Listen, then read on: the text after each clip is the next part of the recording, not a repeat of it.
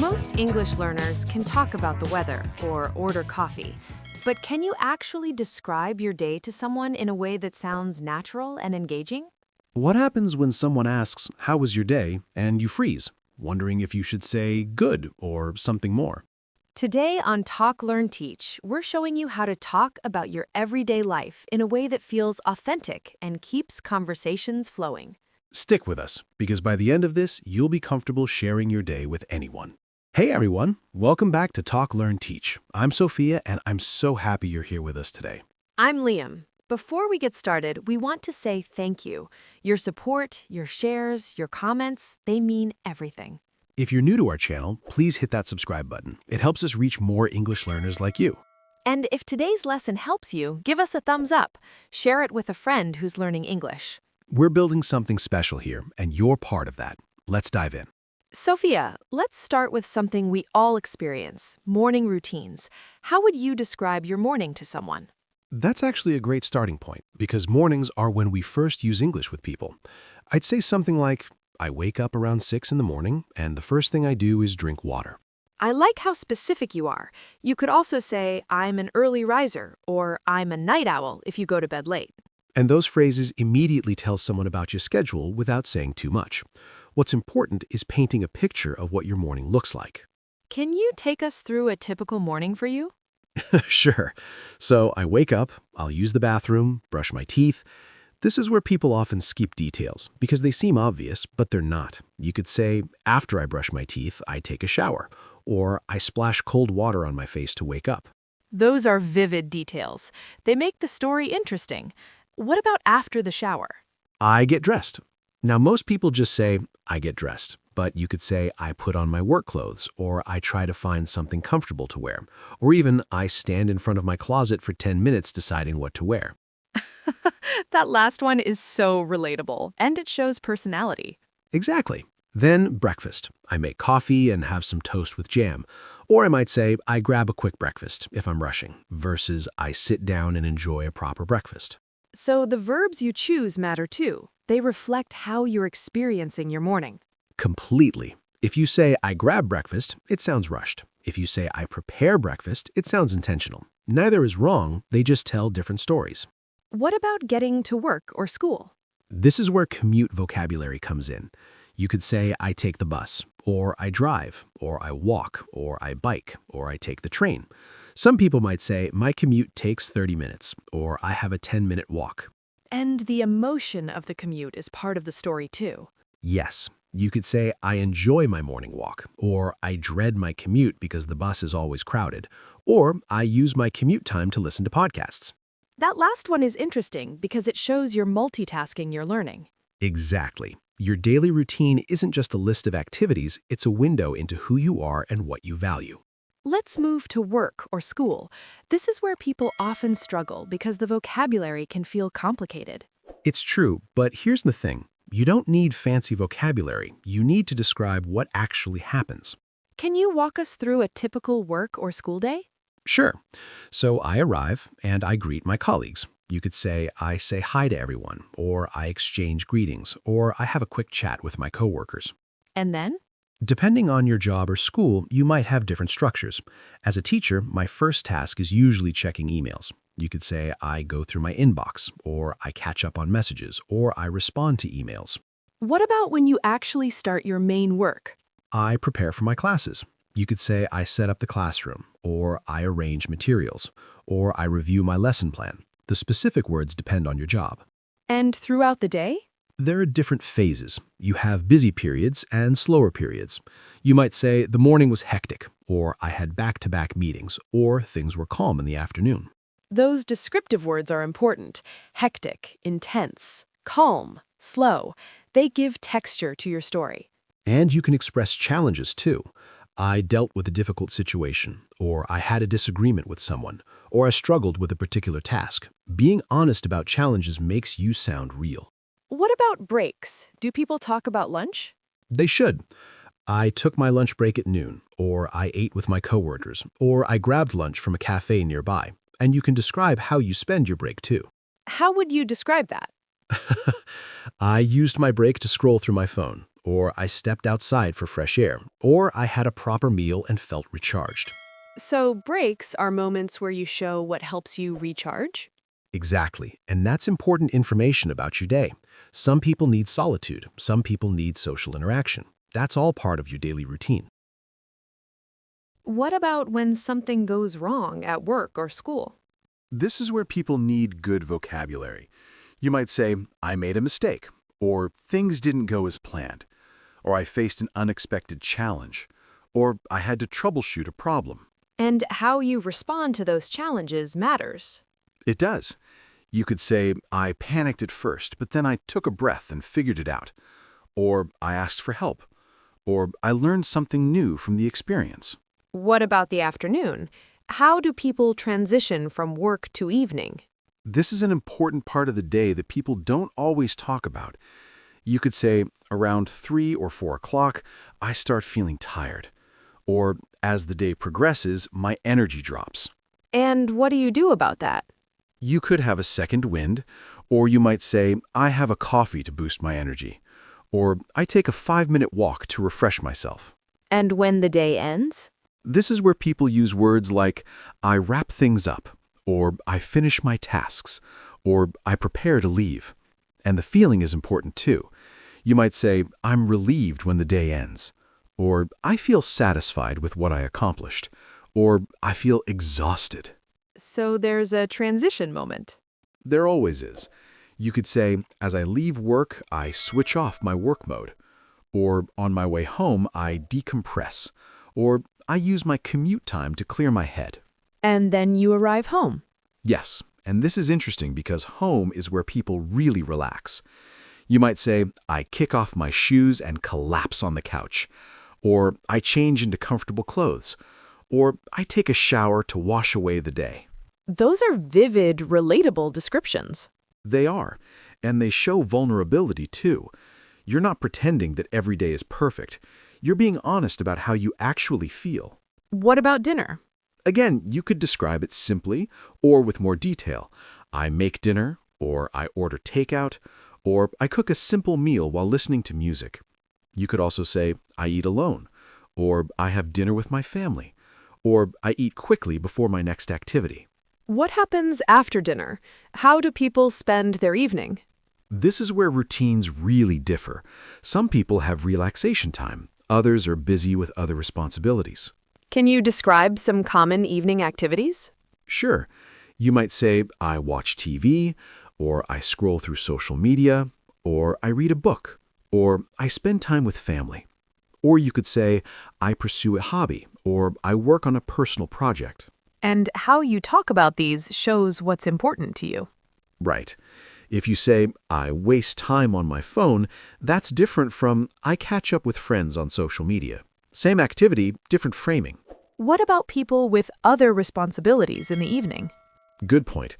You might say, I help my kids with homework, or I study for an exam, or I work a second job, or I volunteer at a local organization. Those all paint a picture of a fuller life. And they show what you're juggling. You could say, I'm exhausted by evening because I have so much to do, or I'm stressed managing multiple responsibilities, or I'm fulfilling but draining. So emotions are woven throughout. Always. Your day isn't just a timeline, it's an emotional journey, and expressing that makes your story real. What about wind-down routines? How do people prepare for bed? This is important because evening routines affect sleep.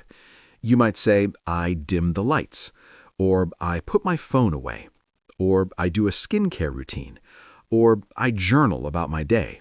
And you could describe how you feel during this. Yes, I feel my body relaxing, or I start feeling sleepy, or I reflect on what happened today, or I prepare myself mentally for tomorrow. What time do people typically go to bed? It varies. You could say, I go to bed around 10, or I'm a night owl, so I sleep at midnight, or I try to sleep by 9, but I usually don't. And the time you sleep affects how you describe your day. Totally. If you slept poorly, you might say, I was tired all day, or I struggled to focus, or I dragged myself through my tasks. Let's talk about variation.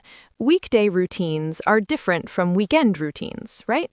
Completely different. Most people have structured weekdays and more flexible weekends.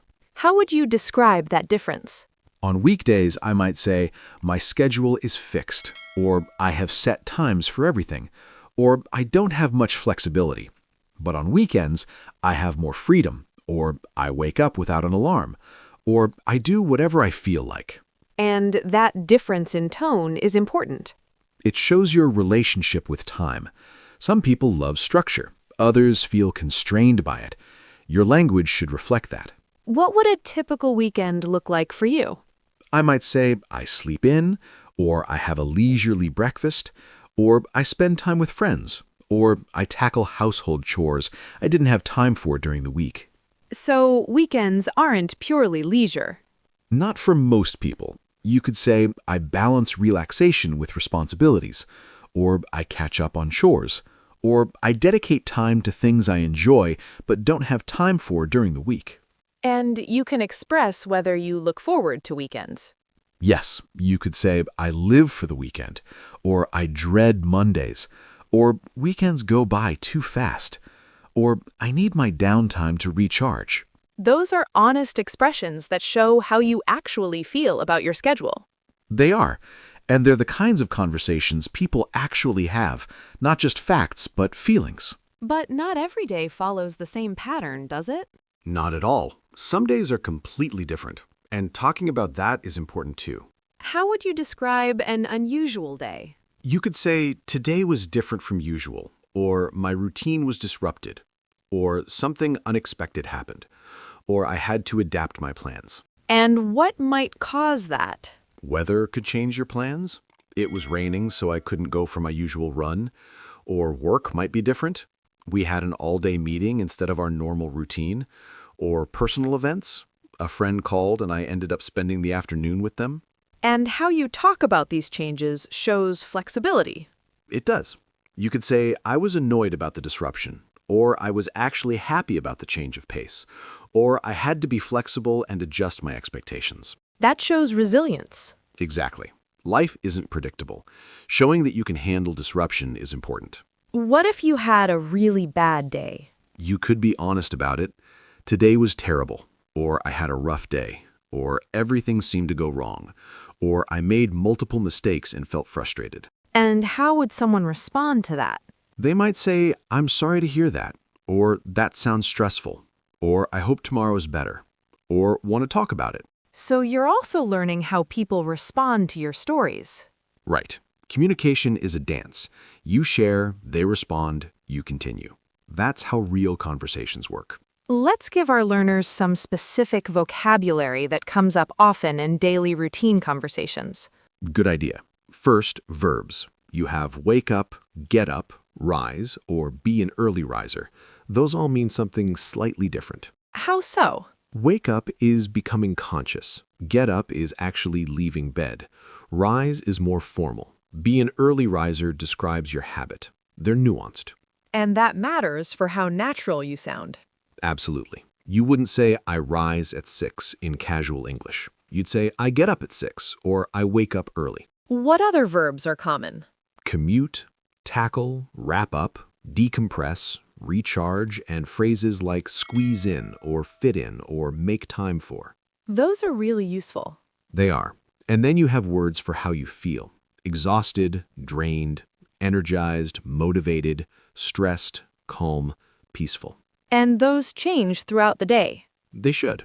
If you're energized all day, that's not realistic. Your emotional state shifts with your tasks and circumstances. What about time expressions? You have in the morning, in the afternoon, in the evening, or you can be specific, around 9 o'clock, or mid-morning, or late evening. You can also say, by the time I get home, or after work, or before bed. Those help structure your story. They do. They create a timeline that people can follow. That's important for clarity. Here's something interesting. How do you adjust how you talk about your day depending on who you're talking to? That's so important. You wouldn't tell your boss everything you tell your best friend. Can you give examples? With your boss, you might say, I completed my projects on time, or I had productive meetings today, or I faced a challenge but I resolved it. That's professional and summarized. Right. With a friend, you might say, my day was insane. This happened, then this happened, and I was so frustrated. You're sharing more emotion in detail. So the structure changes. The structure and the depth. With family, you might share something in between. I had a good day at work. I finished that project we talked about. I'm tired but happy. And with strangers. With strangers, you keep it light. Oh, just the usual. Work was busy, but nothing too crazy. You're friendly, but not oversharing. That's a social skill, too. It is. Knowing what to share and with whom is part of being a good communicator. It's not just about grammar. It's about awareness and respect. What if someone asks, how was your day, and you're having a complicated day? You could say, it's been a lot, or it was intense, or I'm still processing it, or ask me later, I'm not ready to talk about it yet. Those are honest answers that don't overshare. Exactly. You're setting boundaries while still being polite. That's communication. I want to touch on something deeper. Your daily routine reveals who you are. It really does. The choices you make every day show your priorities and values. How would you explain that to a learner? Well, if someone says, I dedicate time to exercise every day, they're showing they value health. If someone says, I read before bed, they value knowledge or relaxation. So the way you describe your routine is actually revealing yourself. Yes, you're not just listing activities, you're painting a picture of who you are. And that makes conversations richer. So much richer. Instead of, I went to work, came home, and watched TV, you could say, I had a challenging day at work, but when I got home, I needed to decompress, so I put on my favorite show. That tells a story. It does. It shows stress, self-care, and comfort, all in one sentence. What if someone's routine sounds boring even to them? Then they should think about why. Are they unfulfilled? Are they going through the motions? That's worth exploring. And you could say, my routine feels monotonous, or I'm stuck in a rut, or I need to shake things up. So, talking about your day can actually help you evaluate your life. Absolutely. Language and life are connected. How you talk about your life shapes how you experience it. Let's give our learners some practical tips for getting comfortable with this. First tip, start with a simple structure. Morning, work, evening. Don't try to be fancy, just follow your day chronologically. Second tip? Use sensory details. What did you see, hear, smell, feel? Those make your story vivid. The coffee was strong, or the office was noisy, or I felt the cold air as I walked outside. Third? Be honest about your feelings. Happy, sad, frustrated, excited. That's what makes you relatable. Fourth? Use different time frames. Describe your morning, then your full day, then your week. Each is a different skill. And fifth? Listen to how native speakers describe their days. In podcasts, shows, conversations. Notice what words they use, what details they include. Model that. Those are really practical. They are. And they build from simple to complex. You're not trying to do everything at once. As we wrap up, I want to say something. Your daily routine, the way you experience it and describe it, is uniquely yours. That's right. There's no one right way to talk about your day, but there are authentic ways and inauthentic ways. What's the difference? Authentic is honest. It includes emotions, challenges, small victories. Inauthentic is just facts with no feeling. And which is more interesting? Authentic is always more interesting. Always. People connect with honesty. So our challenge to learners is this. Next time someone asks, how was your day? Don't just say, good. Tell them something real. Tell them what made you laugh, what frustrated you, what you're looking forward to. Tell them something that matters. And watch how the conversation opens up. It's beautiful. That's where real communication happens. Before we go, we want to remind you to subscribe to Talk, Learn, Teach. Hit that subscribe button. It helps us keep making content that connects with you. And please, drop a comment. Tell us about your day. What's something interesting that happened? Or tell us what you struggle with when describing your routine. What vocabulary do you need? What situations are tricky for you? We read every comment. Your feedback helps us create better episodes. And thank you. Thank you for spending this time with us. Thank you for investing in your English. Every conversation you practice, every time you push yourself to speak, you're growing. We believe in you. We're rooting for you. Until next time, keep talking about your day. Keep getting comfortable with the details that make your life yours. Keep learning, keep growing, keep speaking English with confidence. We'll see you on Talk, Learn, Teach. Take care. Bye for now.